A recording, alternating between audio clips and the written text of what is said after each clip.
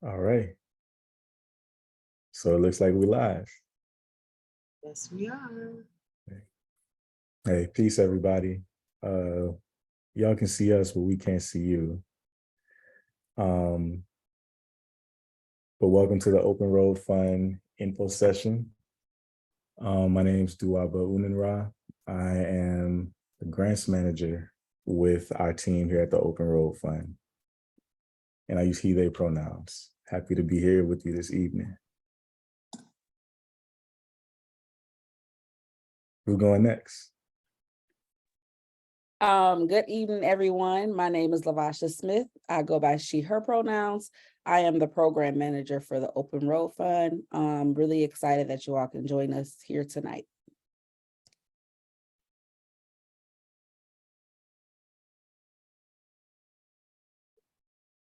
Hello, everybody. I am Taiwana Shambly. I'm program associate for the Open Road Fund. I use she, her pronouns. It's nice to not see y'all. It's nice to be in space with y'all.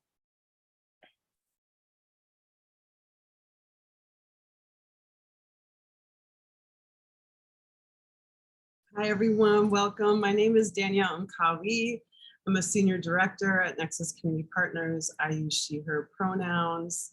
We're so happy to have you all here for our first Open Road Fund application information session. A couple housekeeping things. Our closed captioning is enabled. And so if you look at your screen, you should be able to see a little button that has 2 C's on it. And if you push on that, it should give you some options to show captions for those of you that would like to use captions for the info session today. Also, we are recording this info session, and so it will be available on our YouTube channel coming up. Really happy to be here again with our ORF team. Our organization has been working since late 2021 and throughout 2022 and up until today for the last 18 months to create the design and the implementation for the Open Road Fund. And we've been able to work with some very incredible partners throughout this process. We've been working with Research and Action, led by Dr. Brittany Lewis. They are our research and evaluation partner, and they've worked with us and the advisory committee for the Open Road Fund advisory. We also worked with Yates Creative on our Open Road Fund communications and marketing strategy. And throughout this process, we made an intentional choice to come up with put out a request for applications for an advisory committee for the Open Road Fund. And throughout that process, I'm gonna let Lavasha talk a little bit about what our advisory committee has been up to and how we got that going. Okay, so as Danielle mentioned, Nexus has been holding this work for about 1.5 years. And the advisory committee that you see here has been working alongside of us for about half that time. And so if you're familiar with, just the work of Nexus, you'll know that they're big in like cooperative economics and just collaboration in general. And so we knew right away that we didn't want just the staff to be lending a hand in perspective in creating this program, but also wanted to have community members such as yourselves a part of the work and a part of the design from the very beginning. So last fall, maybe end of summer, we did a call out for advisory committee members. They had to submit applications, we did interviews, and then now we have our 12 advisors. So our advisory committee is made up from community members all throughout the region, so Minnesota, North Dakota, and South Dakota. We have artists on the committee, we have farmers, people who are running for city council, youth workers, community organizers, entrepreneurs, the list goes on and on. We wanted to also make sure that we were intentional about having the committee be really reflective of the participants or the grantees, right? And so we didn't want it to be made up of a bunch of leaders that are making decisions every day, in boardrooms, but real community members that you'll see in the community, people that you'll have conversation with, and making sure that they are really just reflective of who we are as Black people. And so the purpose of the advisory committee is really to help us shape the program, also making sure that, we're getting community feedback and engaging with the community, as well as making sure that, what we say the money is going to be used for is used for that, and making sure that we're doing that ethically and equitably. So I'm going to give you guys some examples of some of the things that we've been working with the committee on. Again, Danielle mentioned Research in Action, and so we've partnered with them, and they've actually been helping us, co-create some of the work as well with the advisory. So some things that you'll see on the previous slide, we had our slogan. The advisory committee helped us to create that. They've also helped assist us with recreating or coming up with the name. So when Nexus first applied, the Bush Foundation was calling it Community Trust Fund. We got some feedback from community, we got feedback from the advisory committee, and eventually we voted on a name, which is Open Road Fund. In addition to that, they've been helping us with different community engagement efforts as far as connecting with the community. We just had our Juneteenth this past weekend, and so we had staff at each different locations throughout the region. And then we also had some advisors join us as well and help lead some of those sessions. And then in addition to that work, we had some advisors as well give us feedback on our communications, the language that you'll see, the content that we have on social media. So they play a wide role in the whole program design and much more. And then as far as evaluation work in the partnership that we have with Research in Action, they helped us with the broad community survey, shaping that and coming up with our Black wealth definition, as well as helping us to hone down on our 5 wealth building definition or categories. So we'll talk about a little bit about that in a little bit. And I think that's it for the committee.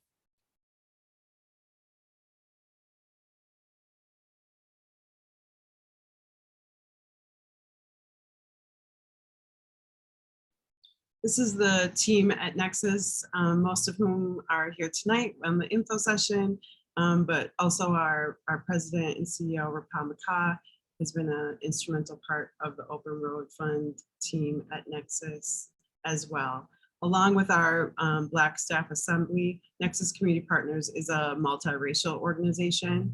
And so the Black Staff Assembly has, from the very beginning, been a key decision maker in our application process and the actually creating the application to become the stewards for the Open Road Fund. And then throughout the process, we have also been engaging them for feedback and engagement around the design and the implementation for the Open Road Fund.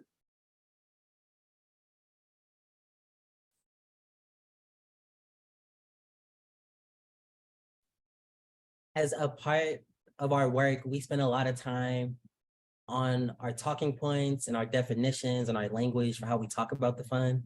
And because we spent so much time on the language, and because I'm a spoken word artist, I believe in the power of speaking words into the space, I'm gonna read all the text on the thing. So what we believe that paths lead to our destiny, and when faced with barriers, we call upon our ancestors to guide us on the open road to liberation. In honor of their resiliency and communal spirit, the Open Road Fund aims to redistribute resources to present-day descendants of the Atlantic slave trade in an effort to build Black communities, to build Black wealth within our communities.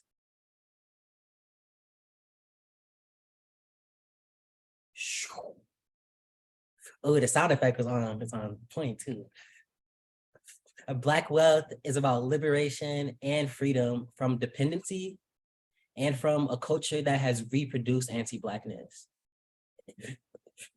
and robbed Black people of our creativity. Attaining Black wealth is about restoring what has been stolen. It's about rebuilding our communities and reclaiming our right to self-determination. And by reclaiming our ancestral birthright, we seek restoration as we heal from the loss and denial of ancestral knowledge, familial connections, and our most sacred traditions rooted in family, love, and community. Ancestral restoration enables us to take control of our minds, our bodies, and soul.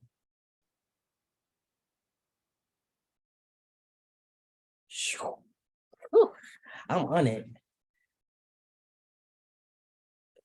By reclaiming our sovereign rights to take control over our lives and control over what we produce, build, or invent, we seek the freedom to reclaim the land, build new institutions,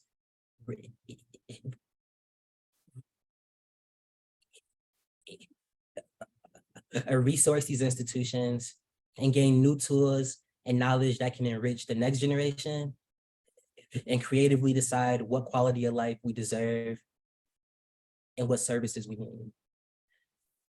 Black wealth is about liberation, restoration, freedom, and creativity to reclaim our mind, body, and soul, to heal from ancestral disruption and present-day displacement, to gain our right to self-determination through ownership of what we produce, build, or invent for our families and community through our creativity and excellence. And so as we can hope is like feelable, the intention we put into like the language we use to talk about the application is really important. And we hope it resonates with you all.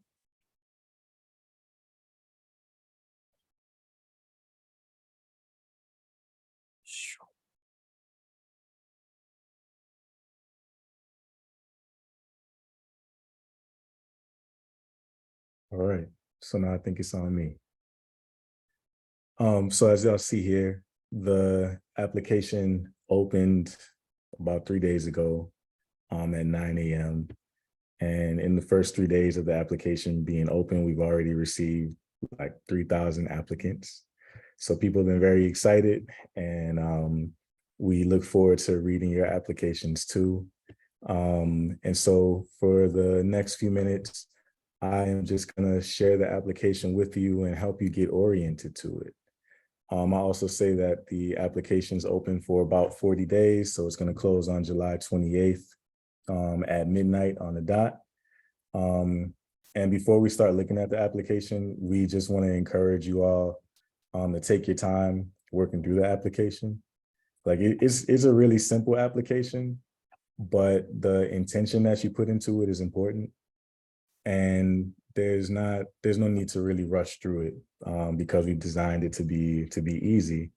But we also want to know about you and what you want to do to build wealth for yourself, your family, or your community. So, you know, be sure to take some time to really think it through.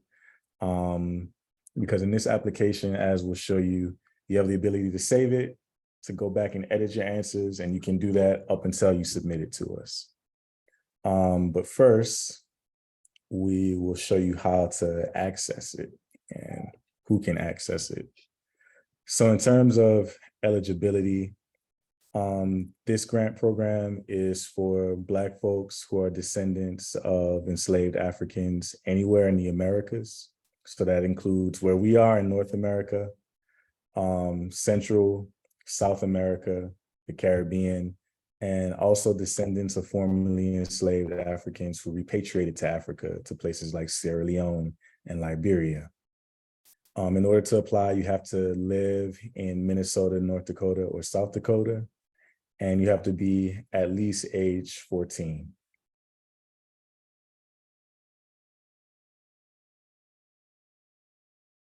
And in terms of ancestry, a really common question that we've got as we were developing the program and after we launched it is like, how do we expect people to prove that they're a descendant of the Ma'afa, of the Atlantic slave trade, of enslaved Africans?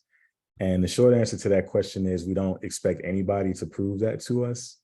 One, because it's very hard for anybody to prove, for most of us anyway, to prove that. And Secondly, because what's important to us is not that folks prove their ancestry, but just that folks tell us how you're connected to this history. And what we'll do on our side is use the tools that we have access to as we're able to verify people's identities when they're selected for awards, to investigate any instances where somebody might be faking the funk and impersonating a descendant of our lineage group. And so what's a priority for us is protecting the funds from people who are ineligible, not having people who are actually eligible for the fund prove that they are, if that makes sense. So I'm also seeing a question from Taiwana. You want to come off mute and talk it through? For sure, for sure. I wanted to throw in a quick correction on our part too. So folks, on the eligibility, folks who are eligible are descendants of the slave trade, like anywhere, who now live in this region, but whose ancestors were part of like any of the countries that participated in the slave trade. So like it cannot. No, It's not just the Americas though. it's just the Americas. So anybody whose ancestors were enslaved in the Americas. Yeah. So we do know that part of the routes that people took as they were leaving the Americas to get back to Africa is many people would go to like Britain or Portugal, France, Spain, while they were figuring out where they could go to escape enslavement. But this fund is specifically for those of us whose ancestors were kidnapped and brought here, and those of us who remained here. And part of why that is basically the experience of enslavement is what has made this program necessary. We've been here for 500 years. There's a need to heal because each of those 500 years we've been here, we've had to deal with the constant sense of disruption and a need to heal the damages of what's happened to our ancestors. And so that's not to diminish what's happened to other folks across the Atlantic, but it's important that because we have these resources now, we also focus some of them on us, because our folks have been hurt, and our folks have visions for projects that need to come into the world to change the society that we live in for all African people. So that's part of why we have this ancestry requirement for eligibility. We go on to the next slide. Happy to answer more questions about this too later on during the Q&A.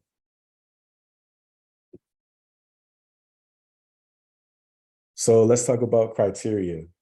The criteria for the program is also really simple. So one, you have to be using an award to resource a project to build wealth for yourself, your family, or your community. And what we want to see in your application is, how do you want to do that? So tell us in as much detail as you want to share with us, and as much detail as you know at this point. We have 5 categories of projects that we are looking to fund with resources from the Open Road Fund. Those are projects in housing or housing stability, education, financial well-being, health, healing and wellness, and ownership and economic justice. So I'll talk a little bit about what some of those mean. Housing is pretty straightforward.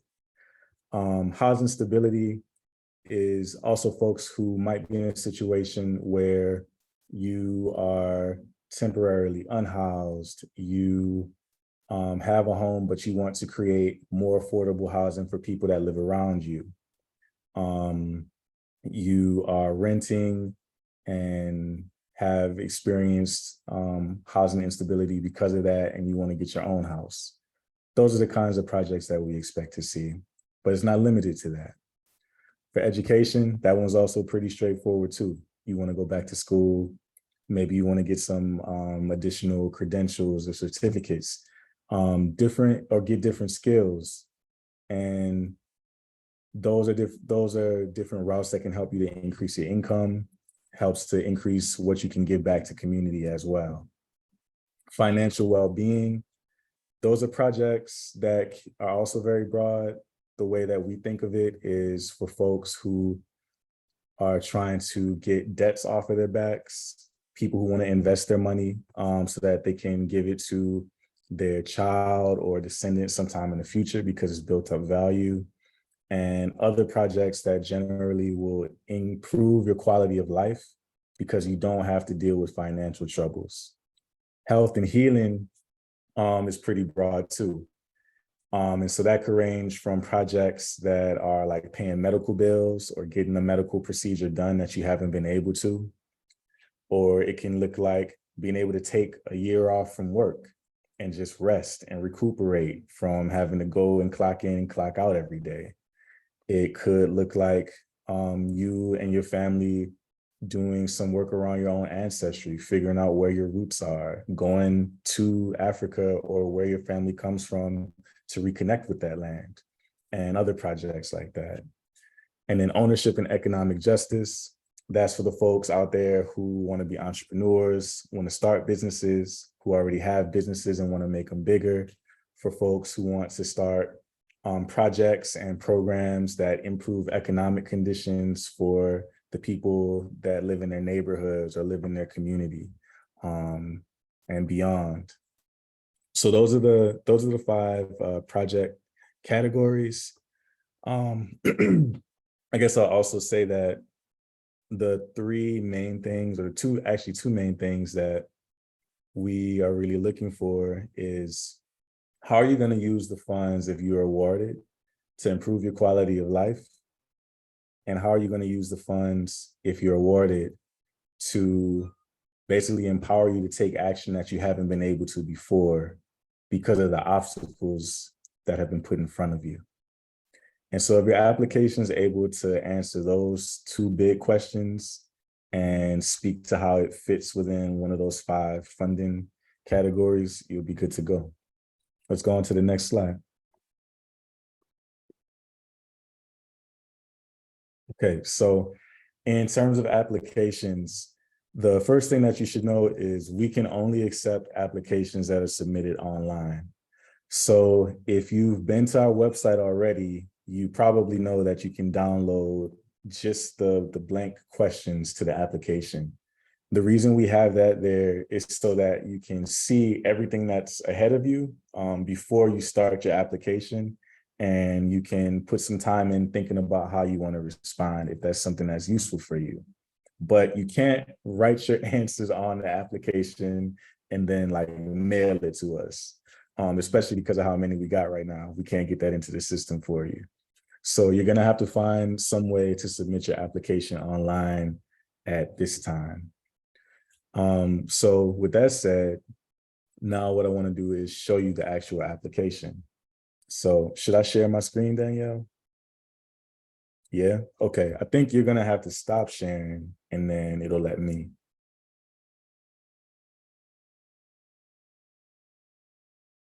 All right, let's see. Okay, can y'all see my screen all right? Yeah, okay. So this is Nexus's website. And if you type in this link right up here, nexus.cp.org/open-road-fund, it's going to bring you to here. You're going to see this graphic. That's how you know you're in the right spot. And then if you scroll down a little bit, you'll get a description of what we're doing. This link right here that says access the application questions here, you click on it and it'll take you to just the blank questions if you want to see it. And then we have 2 options for you for your application. So we have one version of the application that's text only, and we have another version of the application that features videos that have been interpreted into ASL by Sister Valerie Simpson. Those videos are also captioned and they have audio on there if you're someone who prefers to hear the questions read to you, or if you would prefer to have somebody sign the questions to you, or you want captions while you listen to somebody speak them. So these are your two options. I'm just going to focus on the text only application right now, but the ASL application and the caption one is really dope too. I also say that if you have any questions about the fund, you probably can find the answer to it on this website. We have a lot of information on the fund here. And if you have any other questions, you can just send us an email. We'll put that in the chat towards the end of this info session. So let's talk about the application. You click on that button and it will bring you to our online application. And the first part is about eligibility. So we are going to be asking you questions to confirm that you can actually apply for the program. So I'm just going to type in some answers to get through it.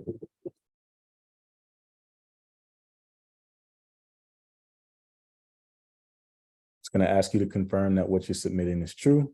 And once you do that, we'll bring you to a page where you can start the application process. So because the application, it can feel long, it looks long. We have a lot of information in the first few pages up front for you so that you can kind of get oriented to it. So this first page is going to tell you, it's going to answer a lot of questions that you might have and give you some tips on how to apply and be successful in applying.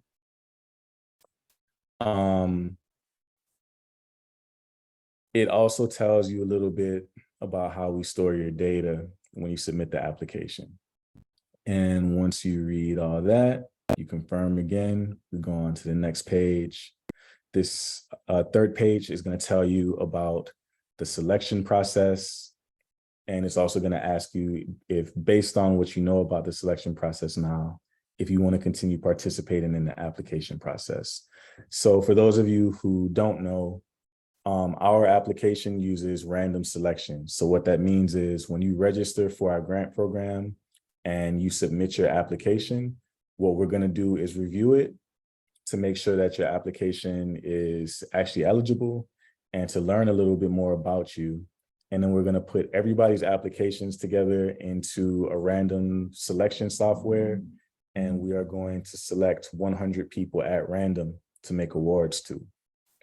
And once you are awarded, we'll ask you to verify your identity, and then we'll ask you to tell us about what your wealth building plan is. So if you are okay with that, at the bottom of this page is going to ask you if you want to continue to register. And if you do, you click yes, you go to the next page. There's a pre-application warm-up here. I'm going to let you read that on your own time, but we're basically just trying to hype you up before you start writing. And then once you click next page, that's when we get into the actual application questions. So we're going to ask all the standard stuff like what's your name, email, phone number, gender, pronouns, income. We're also going to ask you what type of application you're applying for. So again, if you didn't know,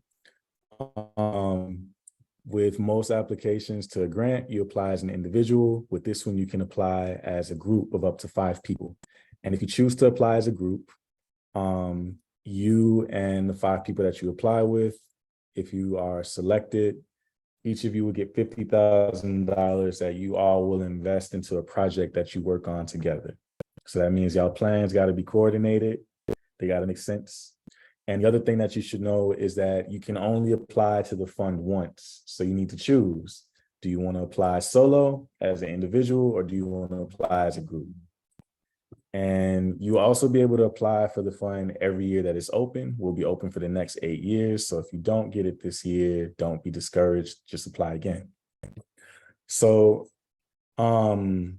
just to check in with y'all team, do y'all want me to go through this whole thing, or are there any specific points in the application that y'all want me to hit? Well, we've already been receiving quite a few questions, so Yeah. I'm not sure if we want to start answering questions yet or if we want to just keep going. Yeah, let's go into Q&A. Because I think the application questions are really simple. It's nothing too complicated. Maybe the the only question that I will do, and then let me actually just get through this really quick because I want to show y'all Prince Rogers Nelson. Y'all don't even know who Prince Rogers Nelson is. Prince at princemail.com. And then let me just type in a phone number. Y'all don't do this on your application. It's not gonna get through. And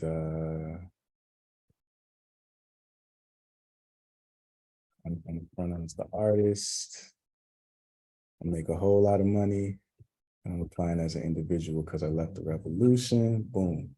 Okay, so this question about ancestry is probably the first point in the application where you're gonna have to sit down and really like think about how you want to respond to it.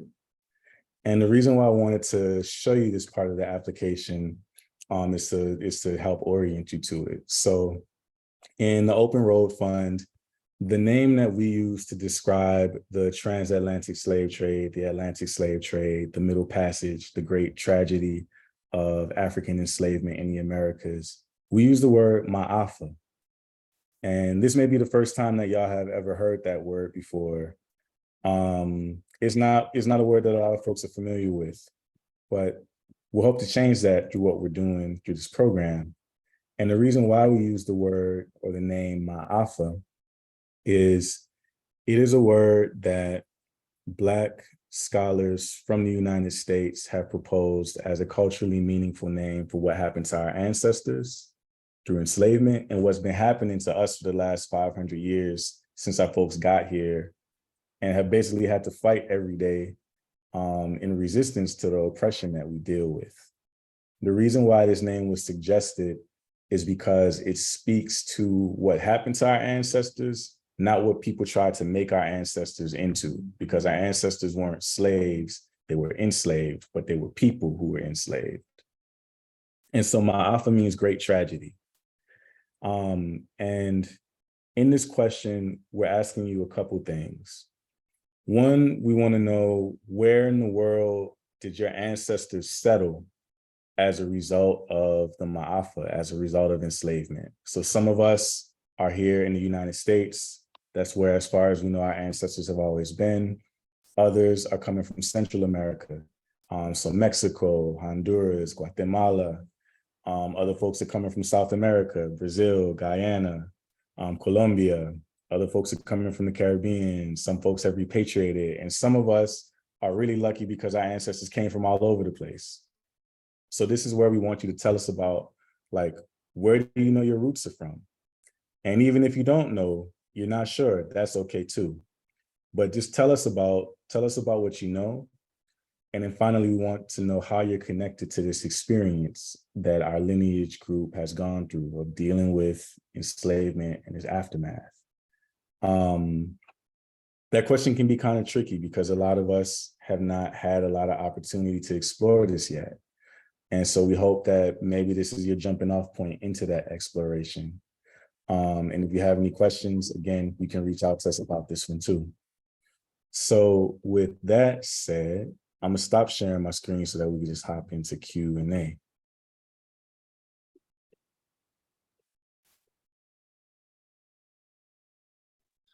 So Dawaba, there were a couple of questions before you moved into navigating the application around, there were two additional questions that you stated that I didn't quite catch what. I got you. You know what I'm talking about? Okay, cool. Yeah, so I see the question in the Q&A panel too. So the two questions, and they're right on the application. One question is, how will you use an award from the Open Road Fund to improve your quality of life and well-being? So your application absolutely has to speak to that in order for it to meet our criteria. So an answer like, I want to take all of my money and give it away to people probably won't get you very far. because it has to be taking care of you as well as other people.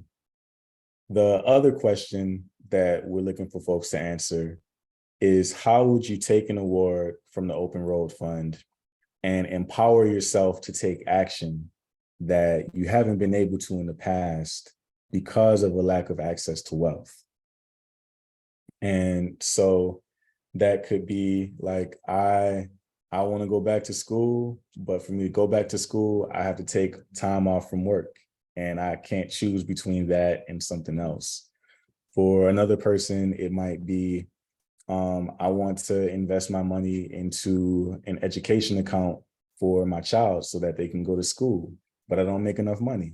So if I had more money, I would do it. So how will you empower yourself to take action, and how will you improve your quality of life by having more access to wealth, are the two questions. Yeah. What else y'all got? I know y'all got some good questions. The married couple apply separately. Yeah, y'all two individuals. Y'all can apply as a group, or y'all can apply as individuals. Maybe what you could do is like your family applies and then her family applies, and then, you know, I'm not gonna give y'all no ideas.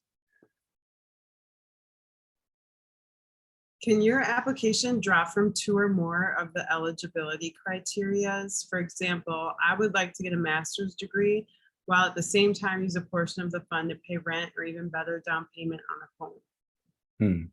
Yeah, so we are going to ask you to focus on one specific wealth building area.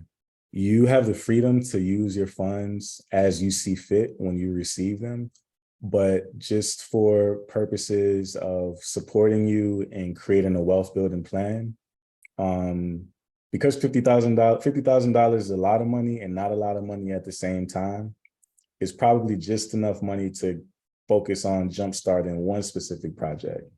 So we're going to ask you to focus on that one category that your project best fits into, if that helps.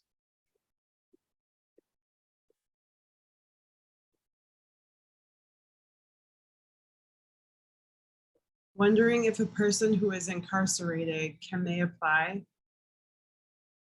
Unfortunately, laws of the land prevent us from making grants to people who are currently incarcerated.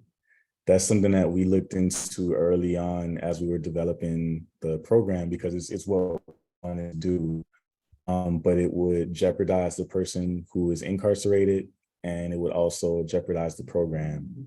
And so what we can say is that people who are formerly incarcerated should definitely apply. So I see a question, and here's also saying, like, will a candidate's criminal background negatively affect their application? Asking for a friend.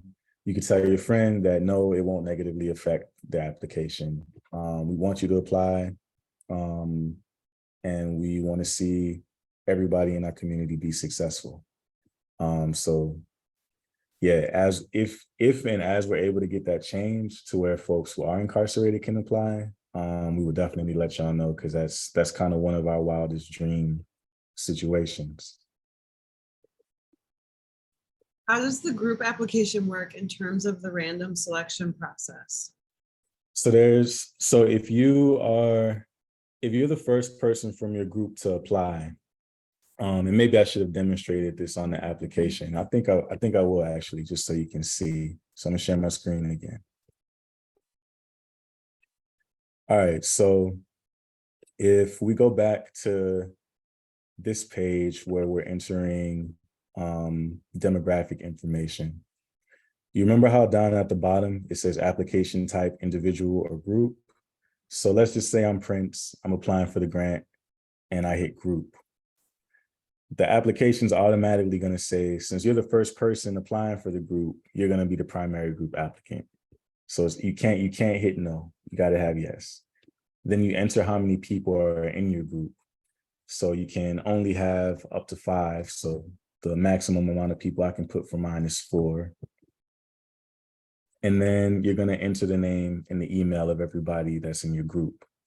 So if I were to do this, when I type in that person's name and email, My collaborators for the group application are going to get an email that allows them to start their application. So then when we start the selection process, you as the primary applicant are going to be the person whose name we pull from all of the applications. And if your name is pulled, everybody in your group who is also eligible and submitted an application will be selected along with you. All right, so I'm gonna stop sharing my screen. Hopefully that answered your question in a not convoluted way. Michaela asked if does someone have to answer all the paragraph questions? If I select one theme, wouldn't that mean only answer the section related to, for example, financial well-being selection completed, but not the other ones like economic and personal empowerment? I think I get what you're saying. So what's cool about this application is a lot of it is multiple choice. So when you get to the wealth building, like the funding category question, where you have to choose like what's the main theme for your project, you just choose that from a list.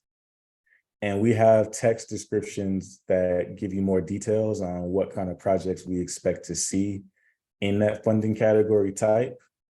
When you get to the written questions, in this application, there are 6 written paragraph questions.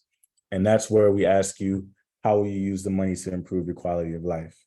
Or how will you use the funds in general to build wealth for yourself? How will you empower yourself?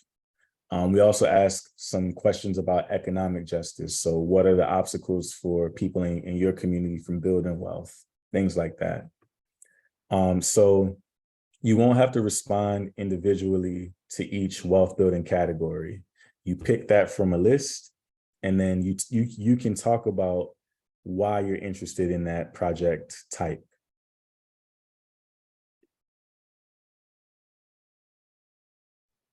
There was a really great question in the very beginning. Do 14-year-olds need to be part of a joint application, or are they eligible to submit an individual application? 14-year-olds can submit their own individual application. And if they have friends who want to start a project with them, they can also apply as a group.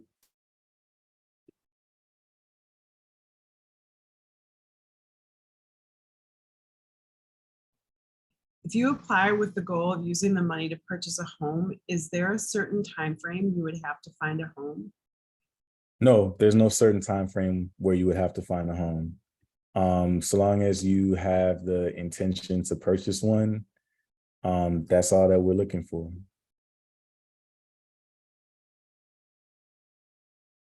I'm seeing a question also in the Q&A. It's from someone who's saying, I'm a transracial adoptee. Will being unsure of my ancestry / having limited ability to pre-research my ancestry hinder me? I don't want to take up space over someone who is 100% sure. No. So if you are a transracial adoptee, if you are someone who's experienced closed adoption, if you are someone who's experienced the foster care system, if you have been isolated from your ethnic community that you're part of, we still want you to apply, and we like warmly and strongly encourage you to apply. Like there's no way for a lot of people to be 100% sure of anything related to ancestry. What's important is that you have a connection to the people, you have a connection to the culture, you have a connection to the experience, and you're able to talk about that. So yeah, we definitely encourage you to apply.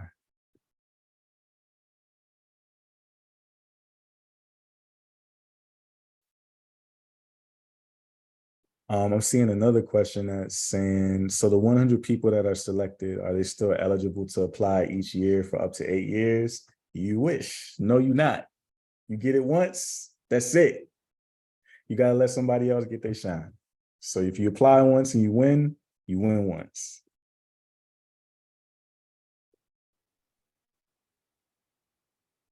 There's been several questions now about income taxes and if we will tax the funds before they receive them, or if they will have, if recipients will have to pay taxes.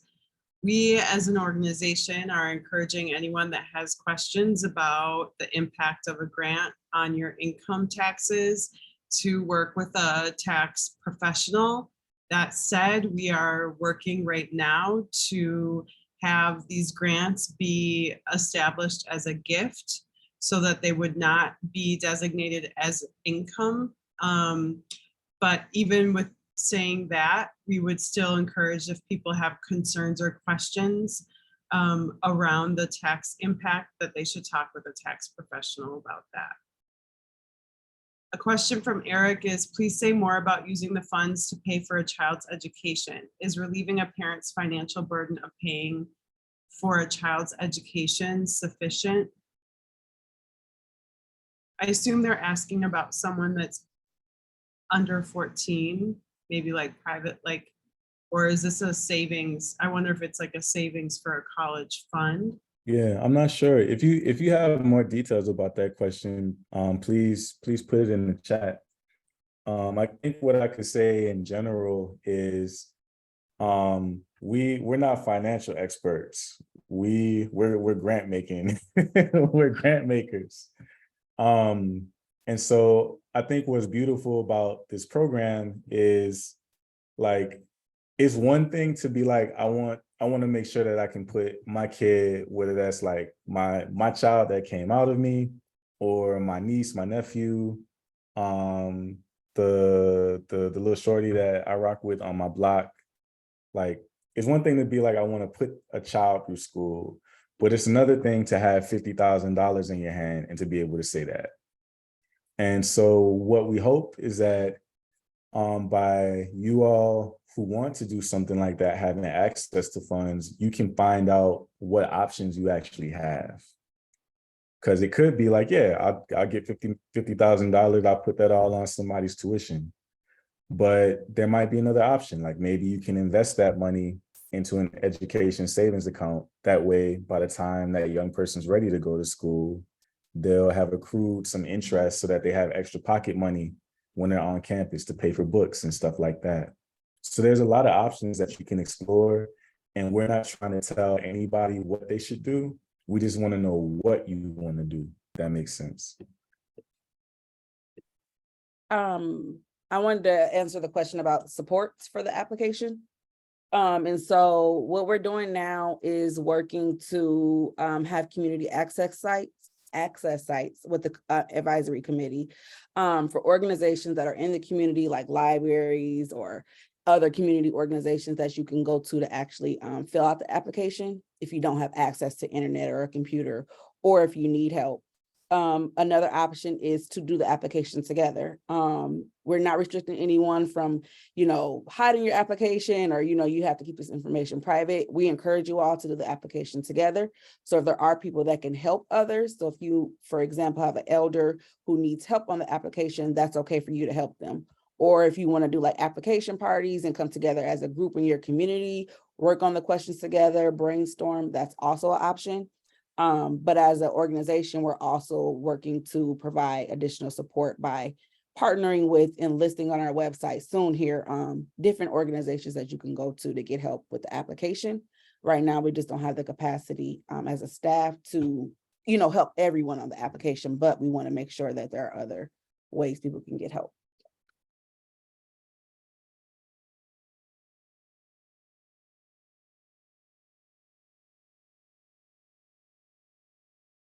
Cool. So what else we got?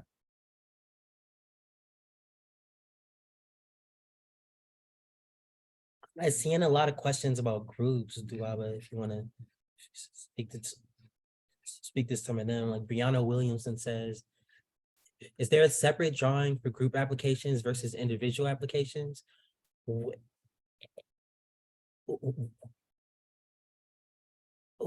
it's time for the computer to randomly select 100, how are group applications separated from individual applications?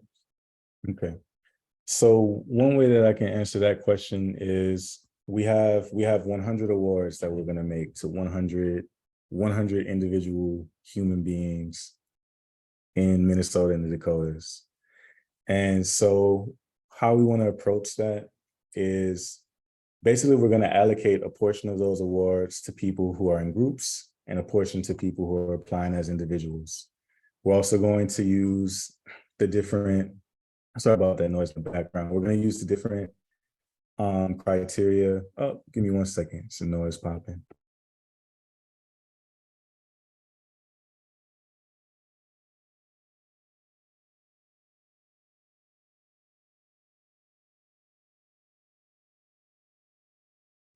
Okay, sorry about that.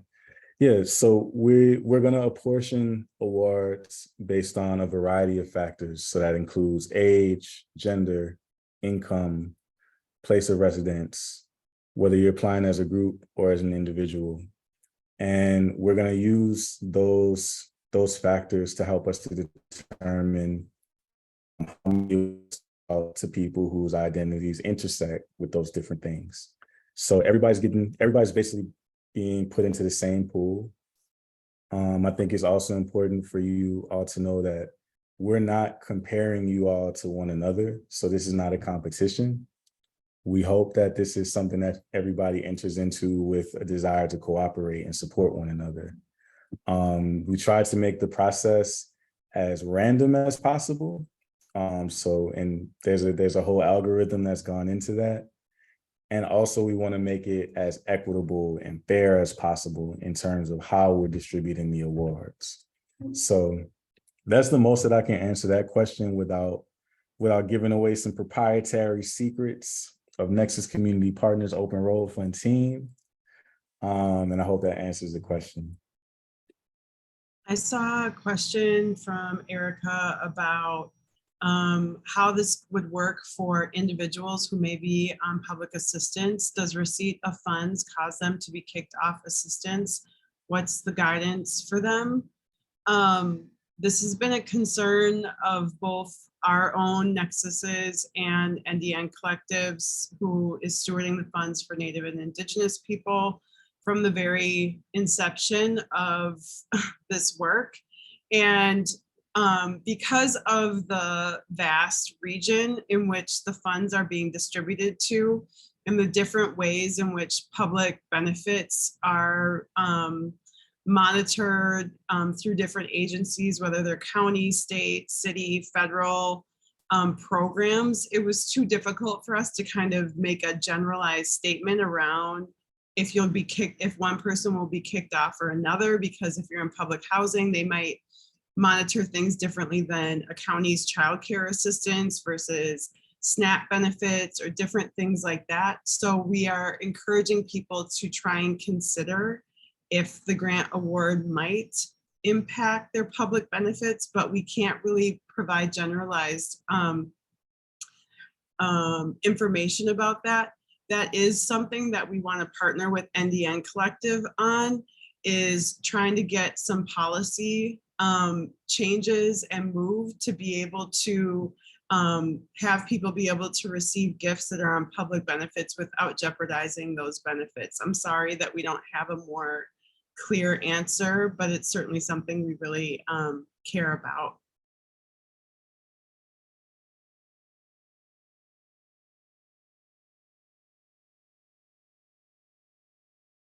Steve.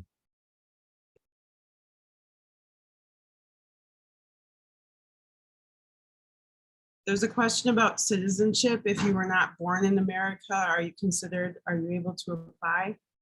Yep. That's the answer. Yep.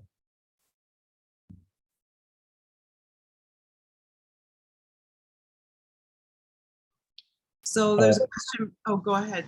Oh no, you go ahead. You probably found a good one. It says, is it 100 totally or 100 each of the 8 years? Thanks. It's I was 100. looking at that one too. Oh, you saw that one too. Okay, so it's 100 grant awards at $50,000 each for the next 8 years. So there'll be 800 total, 100 this year, 100 the following years.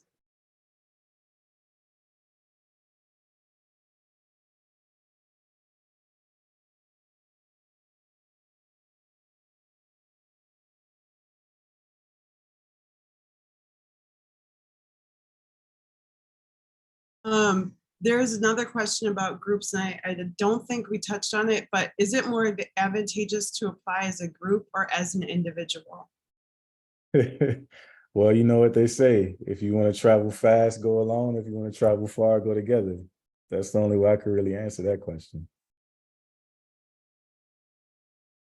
Tanae asked, is the selection process determined by the first screening and then the algorithm selection to select the 100 recipients, or is there some other action? Yo, y'all asking about our secret sauce, man. We can't be, come on, it's like we on the internet right now. We can't tell y'all that. No, no, I can't see the question.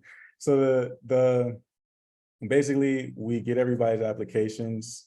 We review all of the applications. It's gonna be a lot of work because we want to know who you are, learn about your story, learn about what you want to do.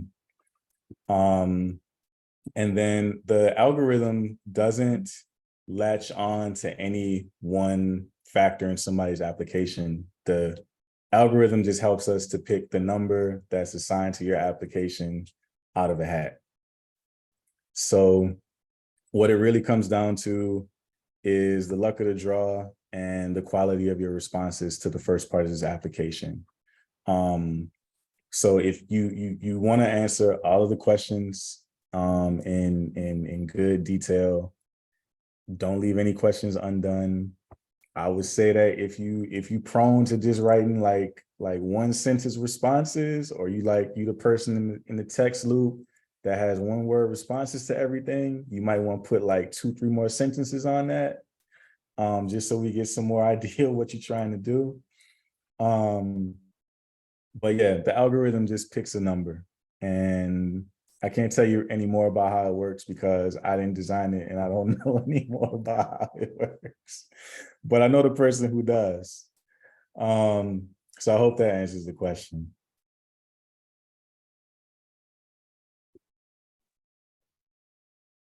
Alicia asks, if your child is selected, is the parent still able to access the funds to make sure that the child is using money wisely? Man, I feel like I'm gonna get in trouble if I answer that question.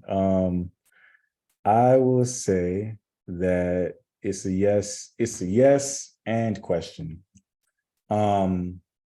Like if it's something that your child, like if your child wants to use the money to put into a business or something like that, yeah, you may want to have some oversight over it so that you make sure that it's going there. You may also want to help them to put the money into a savings account. That way, when they feel older and ready to spend it, they can do that. So I will say, like, yeah, like you and your family should support your young person in using the money and stewarding the money wisely. And that's probably the most that I can answer that question, because I think it's going to be different for each person. One question, Dawaba, if you could quickly, because it's almost 7:30, just hit on this part. I don't know if we want to do this right now. A person asked a question about the amount, right? So about how much they can apply for. I responded and said it was a standard 50,000, but did you want to talk about the Oh yeah. that second part of like allocating funds to other? Yeah. So hopefully a cool aspect of the grant program is for the 100 people that are selected for an award, there will be an opportunity to make a gift from the award amount you received of up to $10,000 to other people who have been awarded, whose projects you want to support. So let's just say, as an example, like you and your neighbor apply and you want to go back to school and your neighbor wants to start a business, and you read your neighbor's application and you read their plan about what they want to do, and you really believe in it, especially because they're your neighbor. So you decide to gift, let's say $2,000 of your own award to them to support them. So this is a part of the application, or a part of the grant program, where we want to encourage folks to be cooperative and supportive of one another.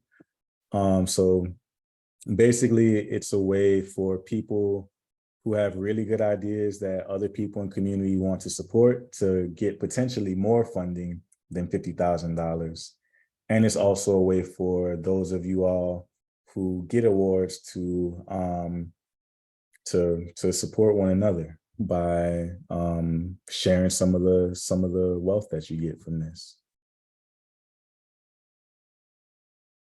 Yeah, so that's an aspect of the program that we'll talk about more later in this year once we've selected the 100 awardees for this first cycle of the Open Road Fund.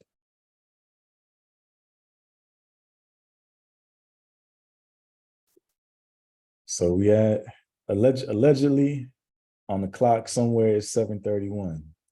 So I'm happy to stay and answer more questions, but I know you all got places to be, things to do, food to eat, TV shows to watch, and I think some of my coworkers might too. So I'll leave it up to y'all. You want to stay and answer a couple more, or should we call it a day?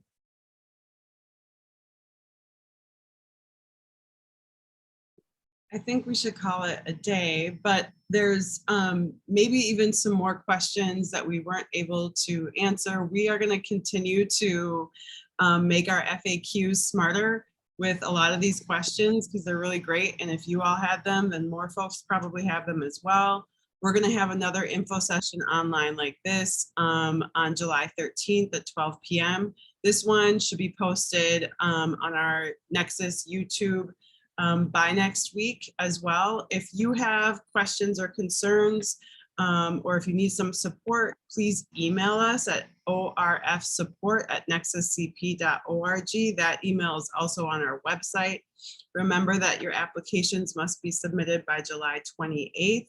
Feel free to open it, take a look at it, save your progress, and you can let things marinate on that for a minute, ask for help. Someone asked if they could help someone else fill out an application. We encourage you to help each other out to fill this out.